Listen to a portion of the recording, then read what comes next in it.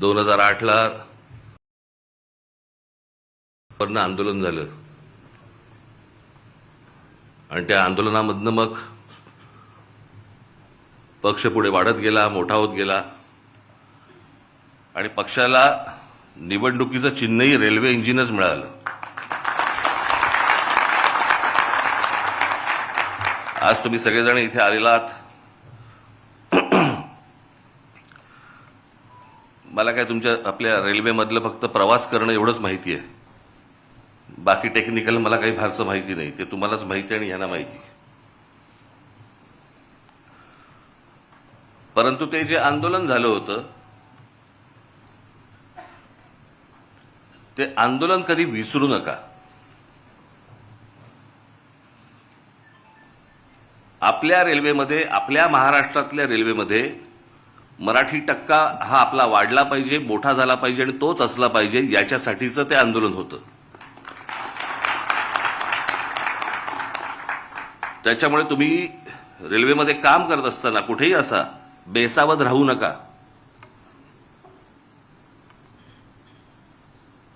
त्या सगळ्या आंदोलनामध्ये आपल्या अनेक महाराष्ट्र सैनिकांना, माझ्यावरती जवळपास 110 केसेस पडल्या. मलाही अटक झाली. आपल्या अनेक महाराष्ट्र सैनिकांना अटक झाली, जेलमध्ये होते. हा जरा लाईट कमी कर रे आणि इकडचा वाढव जरा, ऑडिटोरियम मधला. नाटक आहे का? हा वाढव जरा, इथला वाढव जरा. हा आणि हा कमी कर माझ्या डोळ्यासमोरचा. हा त्याच्यामुळे तुम्ही कुठे बेसावध राहू नका. त्यावेळेला आठवते तुम्हाला, साधा प्रश्न होता तो की महाराष्ट्रामध्ये जर समजा रेल्वे भरती आहे तर त्या रेल्वे भरतीच्या जाहिराती या उत्तर प्रदेश, बिहारच्या वर्तमानपत्रात का येतात, माझ्या महाराष्ट्राच्या वर्तमानपत्रांमध्ये का येत नाहीत? आणि तिथून हे सगळं सुरू झालं. आणि मग तुम्हाला आठवत असेल ते हजारो लोक त्यावेळेला तिकडे रेल्वे परीक्षा, त्याच वेळेला कळलं हे आलेत कशासाठी, ही कोण माणसं आहेत, कशासाठी आली आहेत. सगळे रेल्वेचे प्लॅटफॉर्म सगळे भरलेत, झोपलेत सगळेजण, कशासाठी बसलेत, कोण आहेत हे. आणि मग आपले काही महाराष्ट्र सैनिक त्यांना विचारपूस करायला गेले. विचारपूस करायला गेल्यावरती त्यातल्या काही जणांनी आपल्या लोकांना, आई बहिणीवरनं शिव्या दिल्या. त्या शिव्यांमधनं हे सगळं सुरू झालं. आणि तेव्हा कळलं की महाराष्ट्रामध्ये नोकऱ्या आहेत, महाराष्ट्रातल्या तरुणी ह्या वणवण फिरतायत नोकरीसाठी, आणि महाराष्ट्रातल्या नोकऱ्यांच्या जाहिराती या उत्तर प्रदेश, बिहारमध्ये येत आहेत आणि आपल्याला कल्पना नाही.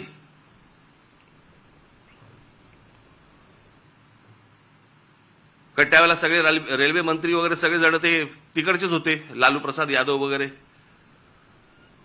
आणि मग ज्या वेळेला ममता बॅनर्जी ज्या वेळेला रेल्वे मंत्री झाल्या त्यावेळेला त्यांना आपला विषय नीट समजला. आणि मग त्यावेळेला आपल्या पत्रावरती त्याच्यानंतर निर्णय झाला की प्रत्येक राज्यामधल्या आपल्या तुमच्या परीक्षा, रेल्वेच्या परीक्षा या स्थानिक भाषेमध्येच असतील. प्रश्न पत्रिका आणि त्याची उत्तरं पण तुम्हाला स्थानिक भाषेमध्ये, तुमच्या मातृभाषेमध्ये तुम्ही त्याची उत्तर देऊ शकता. असे तेव्हा सगळं सुरू झालं. त्याच्यानंतर वटणीवरती आले आणि मग आपल्या हजारो मराठी पोरांना रेल्वेमध्ये नोकऱ्या लागल्या.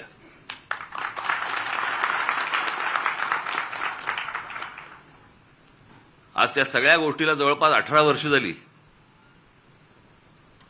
पण हे कशासाठी झालं, का झालं, हे तुम्ही विसरता कामा नये. अनेक आपली आंदोलनं झाली. आज महाराष्ट्रामध्ये तुम्हाला मोबाईल फोन उचलल्यावरती पहिल्यांदा जे मराठीमध्ये ऐकू येतं ना, ते महाराष्ट्र नवनिर्माण सेनेच्या आंदोलनानंतर सुरू झालं. तोपर्यंत मोबाईलवरती फक्त हिंदी आणि इंग्रजी होतं.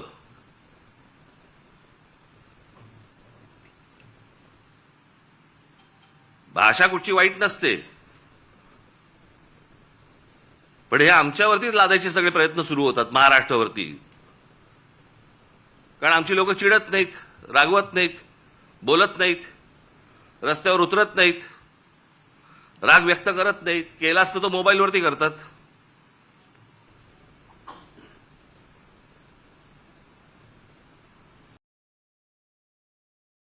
आपल्या रेल्वे स्टेशन्स असतील, रेल्वे भरती असेल, याच्यावरती तुम्ही लक्ष ठेवलं पाहिजे की प्लॅटफॉर्मवरचे स्टॉल्स कोणाला दिले जात आहेत, कोण भरती होत आहेत, कोण माणसं आहेत.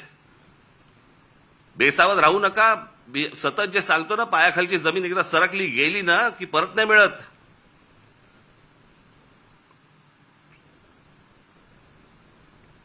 आमच्या सरकारलाच हिंदीचं वावडं आपलं त्यांच्याबद्दल आस्था. कालचं त्या ह्यांचं मुख्यमंत्र्यांचं फडणवीसांचं भाषण विधानसभेमधलं,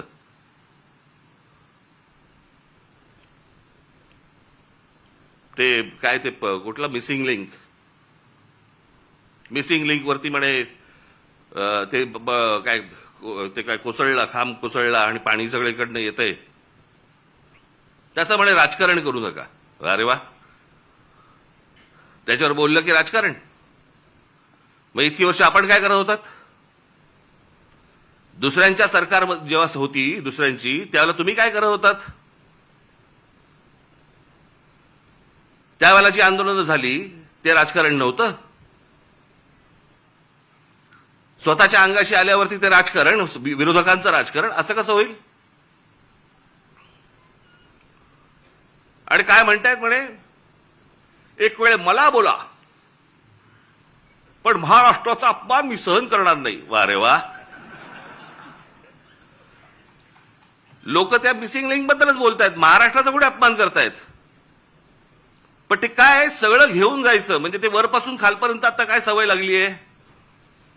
केंद्र सरकारच्या कुठच्या गोष्टींबद्दल बोललं,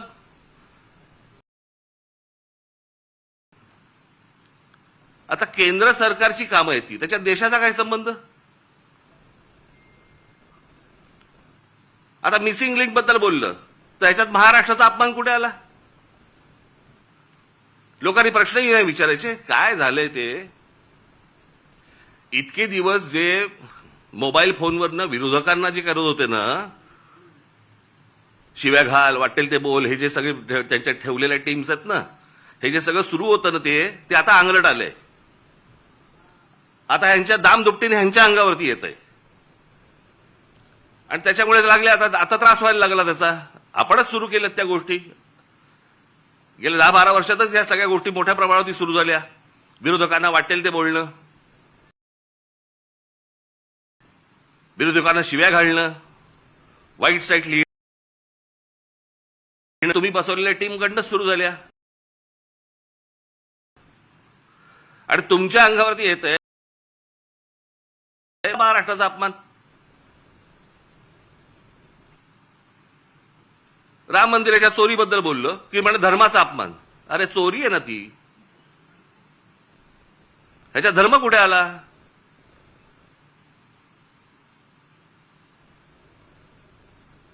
बरं, त्या मंदिराबद्दल आम्हालाही आस्था आहे, प्रत्येक हिंदूला आस्था असेल. तिथे ज्या वेळेला 1400 कोटी रुपये ज्यावेळेला चोरले जातात,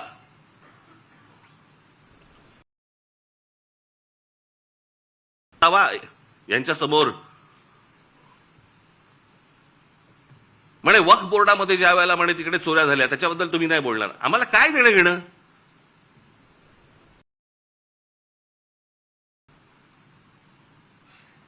राम मंदिरामध्ये लोकांनी जे दानपेटीमध्ये टाकलं, जे श्रद्धेने त्या मंदिरासाठी दिलं, त्याची जर समजा चोरी होत असेल तर ह्याच्याबद्दल बोलणार नाही, बोलायचं नाही.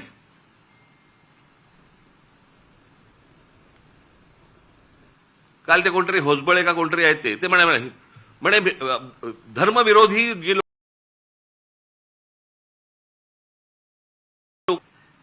हा देश काय धर्मविरोधी आहे? तुमच्याकडे राम मंदिरा गोष्टींची चोरी होते आणि हे सांगणारं कोण होतं, हे बोलणारं कोण होतं? भारतीय जनता पक्षाचा खासदारच पहिलं बोलला की राम मंदिरात चोरी झाली म्हणून. आम्ही बोललो? हा देश बोलला? इतर राजकीय पक्षाचे कोणी लोक होते ट्रस्टी म्हणून, तिथे ट्रस्टी कोण आहेत? 15 ट्रस्टी आहेत तिकडे. 15 ट्रस्टी पैकी त्यातले जवळपास 12 हे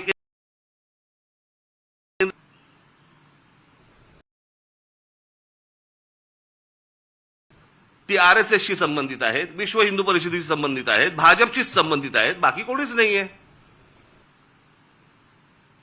केंद्र सरकार आणि राज्य सरकार नेमलेले IAS अधिकारी आहेत. तिथे जर 1400 कोटी, आत्ता 1400 कोटीचा आकडा आलाय, मुळात कितीची चोरी झाली माहिती नाही आपल्याला.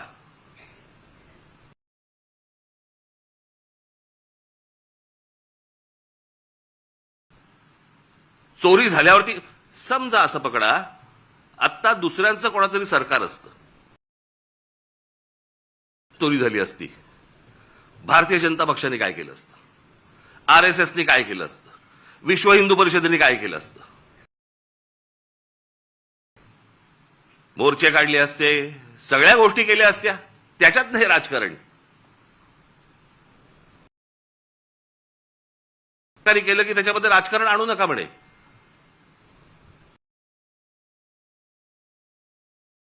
म्हणतो ते नैसर्गिक आहे, ती गोष्ट नैसर्गिक आहे, त्याच्यामध्ये राजकारण आणू नका, हे लक्षात ठेवा. हे तुम्ही काय अमरपट्टा घेऊन आलेला नाही आहात. उद्या तुम्ही विरोधी पक्षात जाल आणि ज्यावेळेला अशा काही घटना घडतील तेव्हा तुम्ही राजकारण करू नका. तेव्हाही सांगा लोकांना की नाही नाही नैसर्गिक आहे. एक झाड पडून काय मुलगा जातो, काय माणूस जातो, एक मुलगा शाळेमधला मुलगा गटारात काय पडतोय, काय नाही म्हणे, नैसर्गिक आहे. नैसर्गिक तुमचं सरकार आहे म्हणून सगळं नैसर्गिक, त्याच्यावर राजकारण करू नका, त्याच्यावर कोणी बोलायचं नाही. दुसऱ्या पक्षांची सरकार असली की हे यांचं राजकारण सुरू करणार, हा कुठचा प्रकार? त्या मिसिंग लिंकचं बाबा तिथे नशीब माणसं नाही मेली.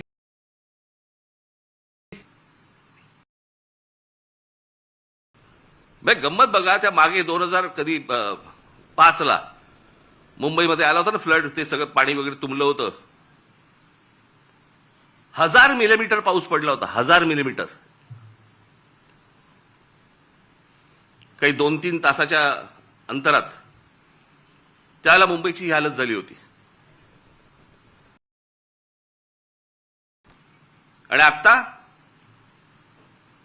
300-350 मिलीमीटर पाऊस पडलाय. मुंबई तशीच तुंबलेलीच आहे.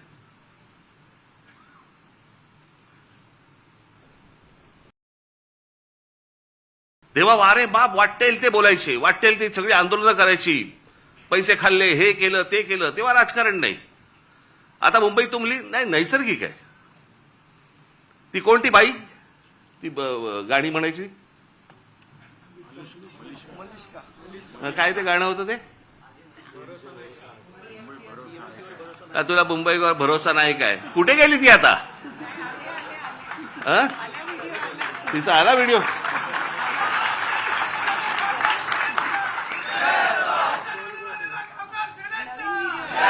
नवीन व्हिडिओ आहे का, जुनाच टाकलाय? नवीन केला असेल तर चांगलं आहे, कोणाला पाहिलेली नाही ती.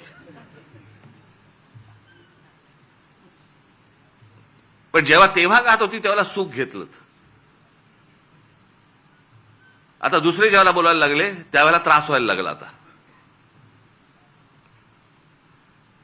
मला दुसरं कळलं नाही, मला मुख्यमंत्र्यांचं विधानसभेतलं भाषण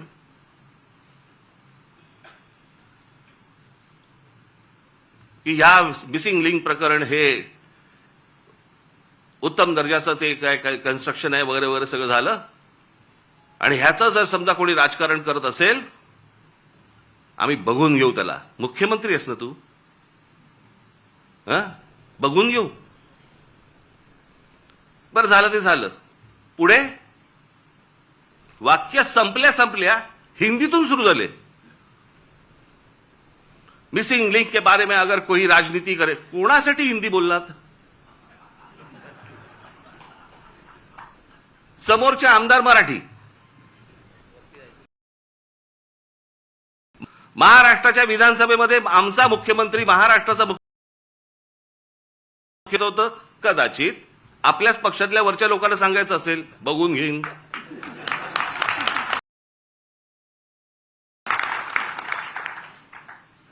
त्यांनाही माहिती आहेत हे सगळे व्हिडिओ येत आहेत कुठून, हे सगळं काय चालू आहे राजकारण. मी त्याशी बोललो नाही का, माझ्या पत्रकार परिषदेमध्ये बोललो ना. जी काय घमासान सुरू आहे ना आता तिकडे पक्षामध्ये, फक्त बघत राहा, पाहत राहा. मुंबई महाराष्ट्राचा, ठाण्याचा काय विचका झालाय, पुण्याचा, सगळ्यांचा, शहरांचा विचका झालेला आहे, ज्याला हे विकास म्हणतायत. मी ह्या विषयावरती इतकी वर्ष बोलतोय मी की आपल्या, परंतु टाउन प्लॅनिंग आपल्याकडे होत नाही आणि त्याचा ही शहरच सगळी बर्बाद होणार आहेत, झालेलीच आहेत, अजून होणार. बघावं तिकडे सगळीकडे इमारती सगळ्या उभ्या राहत आहेत. माझी तर विनंती आहे, बंद करून टाका. आणि फ्लायओव्हर आणि ब्रिजेस म्हणजे विकास नव्हे. हे जेव्हा लोक परदेशात जातात त्यावेळेला करतात काय मला कळलंच नाही, मला अजूनपर्यंत.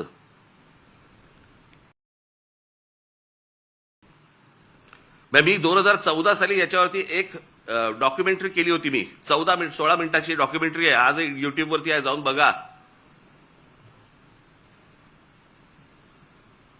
शहराला आकार उकार कसा द्यायचा असतो. आता हा मिसिंग लिंक 1 मेला त्याचं उद्घाटन झालं, 1 मेला. आणि आता हा 6-7 तारखेला काहीतरी तो त्याचा काय पिलर पडला आणि पाणी वाहतंय आणि सगळं होतंय. जुलैमध्ये, मे, जून, जुलै अजून पूर्ण पण नाही झाला. 60-65 दिवसामध्ये तुमचा नवीन बांधलेला टनेल गळायला लागतो, पिलर पडतात. आणि काहीतरी त्यांनी सांगितलं, काहीतरी मी कुठे काय आणले करते ते तुला दिलं होतं मी लिहायला. कॅनडामधनं आम्ही त्याचा रिसर्च केलाय आणि मग त्यांनी त्यांचं डिझाईन केलंय. मग इंडोनेशियामधनं आम्ही पाईप हे आणलेत, मग जर्मनीमधनं हे केलंय, अजून काहीतरी केलंय. आणि मग भारतीय कॉन्ट्रॅक्टरने तो टनेल बनवलाय.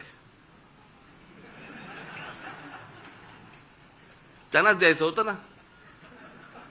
ते आमचे नितीन सरदेसाई फार छान बोलले त्याच्यावरती. आता आम्ही बोलत असताना ते म्हणाले, मला हे सगळं बघून राज कपूरचं गाणं ऐकू येतं म्हणे, आठवतं. मेरा जूता है जापानी,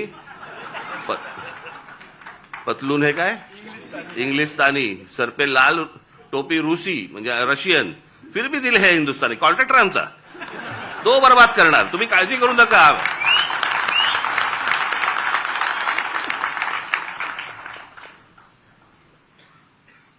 या मध्यंतरी कंत्राटदारांचे व्हिडिओज आले होते.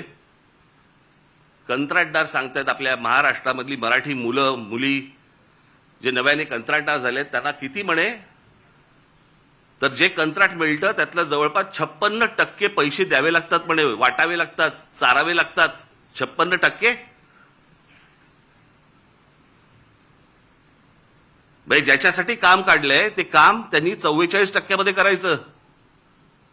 तुम्हाला असेच रस्ते मिळणार, असेच खड्डे मिळणार.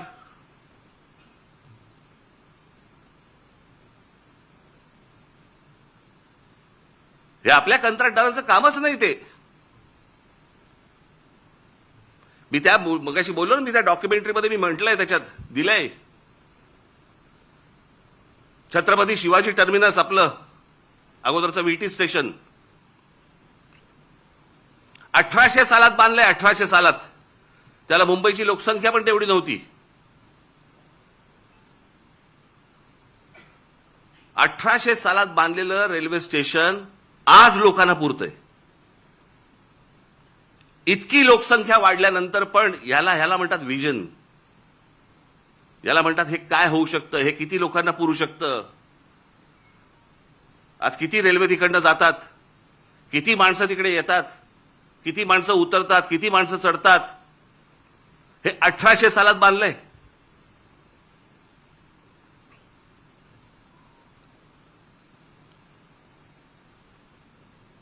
अमेरिकेमधली एम्पायर स्टेट बिल्डिंग, किती उदाहरणं द्यायची हो जगामधली तुम्हाला.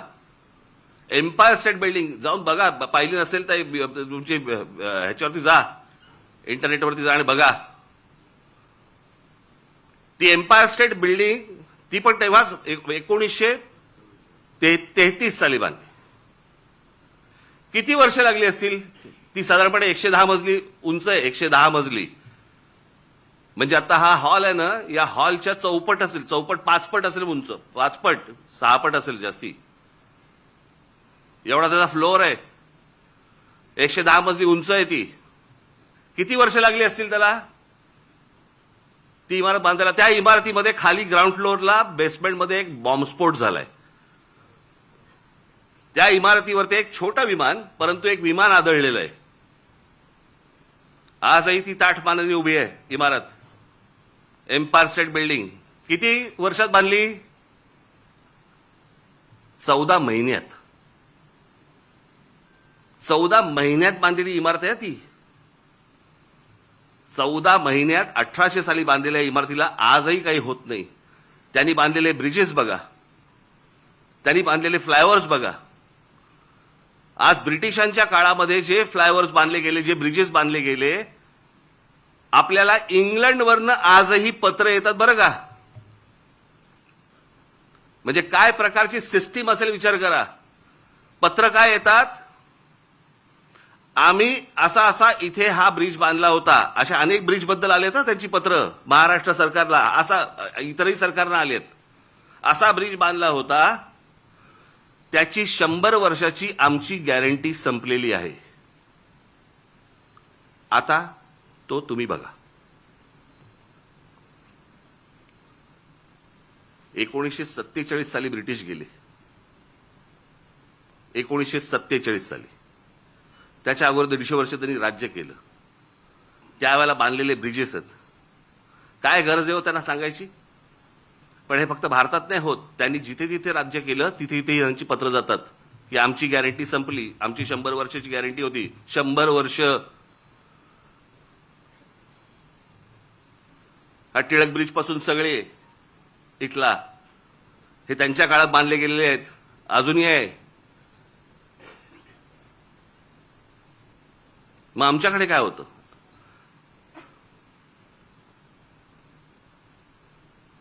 आमच्या रस्त्याला काय खड्डे पडतात? बरं, ज्यांनी रस्ते बांधायचे आहेत ते आमचे नितीन गडकरी, ट्रान्सपोर्ट मिनिस्टर. म्हणजे पेट्रोलमध्ये इथेनॉल घातलं पाहिजे आणि मग ती गाडी कशी चालेल? आणि अरे पेट्रोलियम मंत्री बोलेल ना त्याच्यावरती. पेट्रोलियम मंत्री ब्र काढत नाही त्याच्याबद्दल, इथेनॉल बद्दल आणि पेट्रोल बद्दल. ट्रान्सपोर्ट मिनिस्टर ते ह्याच्यावरती प्रवचन देत आहेत. काय बोलायचं? मग कोणाचं काम कोण करतंय, काय चाललंय देशामध्ये, काही थांगपत्ताच नाही.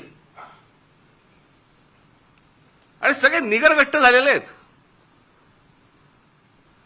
परवा दिवशी मी एका पत्रकाराला बोललो, म्हटलं चायला, म्हटलं असं झालेलं आहे, म्हटलं सरकारला परसाकडे साफ होते, आपणच कुंथत बसलोय. आपल्यालाच त्या सगळ्या गोष्टींचं वाईट वाटतं. हे काय चाललंय? झाडाच्या झाडं काढली जात आहेत, जंगलाच्या जंगलं उद्ध्वस्त होत आहेत. लोकांना राग येत नाही. लोक राग व्यक्त करत नाहीत. व्यक्त करायचं साधन मिळालंय मोबाईल फोन, त्याच्यावरती काहीतरी टाकलं, माझा राग व्यक्त झाला. तो राग मतदानामध्ये पण दिसत नाही. नेमकं हवंय काय आपल्याला? आपण नेमकं पुढच्या पिढ्यांसाठी आपण काय घडवून ठेवणार आहोत, काय करून ठेवणार आहोत? मला कोणाची सत्ता आहे, कोणाची सत्ता नाही, मला ह्याच्याशी कर्तव्य नाहीये. आज भारतीय जनता पक्षाची सरकार आहे, चांगलं काम करावं. वाईट केलं बोलणार आम्ही.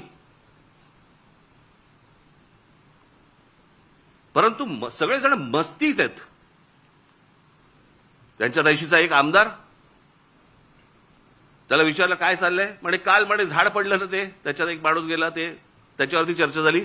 आज तो ते गटारातला तो मुलगा पडला, त्याच्यावरती चर्चा झाली. आणि हसतायत.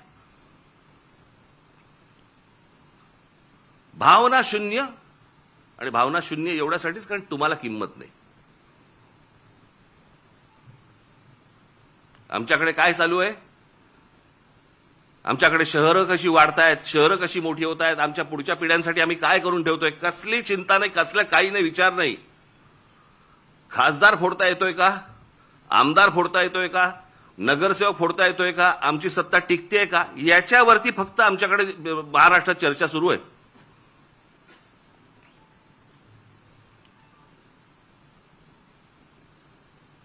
आता काय 3 वर्ष निवडणुका नाहीत, मग लोक म्हणणार मग आता काय आम्ही चिडून तरी काय मतदान कुठे? अरे मतदानाची ज्याला वेळ येते ना त्यावेळेला अगोदरचं साचलेल्या गोष्टींचा विचार करायचा असतो. चांगलं काय आणि वाईट काय या गोष्टींवरती तुमचं मतदान झालं पाहिजे. उद्या राज ठाकरे जर समजा चुकत असेल तुम्ही बोललं पाहिजे. इतर पक्ष जर चुकत असतील बोललं पाहिजे. लोकशाही कशाला म्हणतात ना, ती लोकशाही जर जिवंत ठेवायची असेल ना, मी मागे पण एकदा उदाहरण दिलं होतं, आज मुद्दामून परत देतो उदाहरण तुम्हाला. ज्यावेळेला दुसरं महायुद्ध ज्यावेळेला संपलं ना, ते संपल्यानंतर सगळी वाहवा झाली. इंग्लंडची वाहवा झाली, विन्स्टन चर्चिलची वाहवा झाली. विन्स्टन चर्चिलचं ते एक फेमस त्याची ती मुद्रा होती हाताची, वी फॉर विक्टरी. त्याच्यामध्ये फक्त वी फॉर विक्टरी नव्हतं, वी फॉर विन्स्टन पण होतं, विन्स्टन चर्चिल.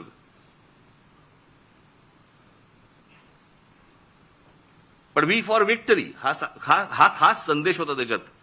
आणि जगामध्ये प्रचंड की विन्स्टन चर्चिलने या सगळ्या गोष्टी केल्या. 8 महिन्यांनी निवडणुका झाल्या आणि 8 महिन्यांनी निवडणुका झाल्यानंतर विन्स्टन चर्चिल आणि त्यांचा पक्ष हरला. इंग्लंडमध्ये विन्स्टन चर्चिल आणि त्यांचा पक्ष हरला. ज्याच्या नावावरती दुसरं महायुद्ध जिंकून दिल्याची गोष्ट होती तो 8 महिन्यानंतर निवडणुकीमध्ये हरला. पत्रकारांनी ज्यावेळेला लोकांना प्रश्न विचारले की या माणसाने असं एवढं युद्ध जिंकून दिलं, एवढी तुम्ही वाहवा केली, एवढं त्याला डोक्यावरती घेतलं आणि निवडणुकीला तो हरला कसा काय? सरसकट लोकांनी दिलेलं उत्तर होतं युद्ध काळामध्ये तो योग्य होता, शांततेच्या काळात नाही. हे समजायला अक्कल लागते. याला समजायला, याला लोकशाही म्हणतात. चांगल्या गोष्टींसाठी काय असू शकतं, वाईट गोष्टींसाठी काय असू शकतं, चांगल्या गोष्टीत कोण काम करू शकतं, हे समजणारा समाज लागतो. मी नेहमी सांगतो ना की नुसतं शिक्षण घेऊन उपयोगाचा नसतो, शिक्षित असून उपयोगाचं नाही, माणूस सुज्ञ असावा लागतो. आमच्या बहिणाबाई चौधरी शिकलेल्या नव्हत्या, पण त्या ज्या बोलून गेल्या, आधी हाताला चटके तेव्हा मिळते भाकर, ह्या बोलून गेल्या ना, त्याला सुज्ञ लागतो माणूस, सुज्ञ.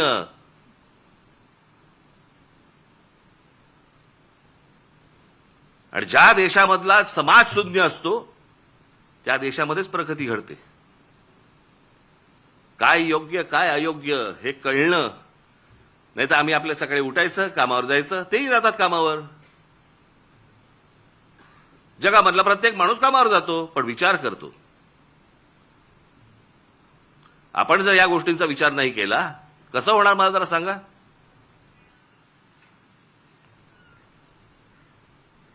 आज खरं तर मुख्यमंत्र्यांनी ही गोष्ट सांगायला पाहिजे होती की बाबा मी त्याच्यामध्ये लक्ष घालतो आणि ज्यांनी चुका केल्या असतील त्यांच्यावरती मी इन्क्वायरी लावतो. ते राहिलं बाजूला. याच्यामध्ये जो राजकारण करेल त्याला मी बघून घेईन. बघून काय घेईन? सुसंस्कृत महाराष्ट्राचा मुख्यमंत्री आहे, विधानसभेमध्ये बघून घेईनची कुठची भाषा आली?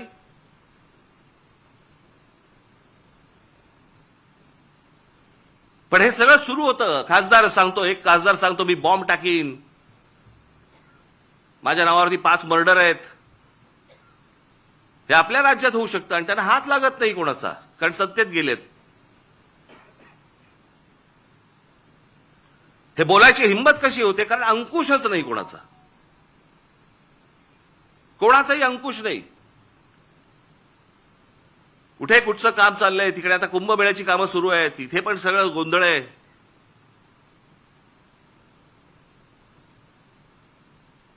हे जे काय महाराष्ट्रामध्ये चालू आहे बाबांनो, तुम्ही लक्ष ठेवलं पाहिजे, तुम्ही बोललं पाहिजे. बाकीच्या ठिकाणचं तर सोडून द्या, परंतु रेल्वेमध्ये तुम्ही लक्ष दिलं पाहिजेत, लक्ष ठेवलं पाहिजेत. रोज रेल्वे जाते आणि येते, एवढंच लक्ष ठेवण्यासारखं नाहीये. तिथे कोण घुसतायत इथे लक्ष ठेवणं गरजेचं आहे. कोण येतंय, कोण स्टॉल्स टाकतंय, कुठच्या प्रकारची टेंडर्स निघतायत, कुठच्या प्रकारच्या नोकऱ्या निघतायत, स्टॉलची उद्या टेंडर्स निघाली तर ती आपल्या मराठी मुलांना मिळाली पाहिजेत, प्रत्येक स्टेशनला मिळाली पाहिजेत.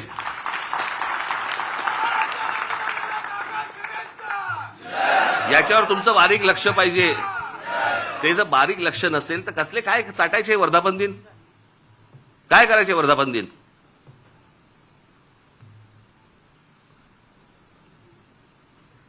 म्हणून मी आपल्याला आज या वर्धापन दिनाच्या दिवशी फक्त तुम्हाला एकच तुम्हाला सांगायचंय, जागे राहा, सतर्क राहा, बेसावध राहू नका. आपला मराठी ठसा महाराष्ट्राच्या रेल्वेमधनं पुसला जाणार नाही याच्यासाठी काम करा. धन्यवाद. जय हिंद, जय महाराष्ट्र.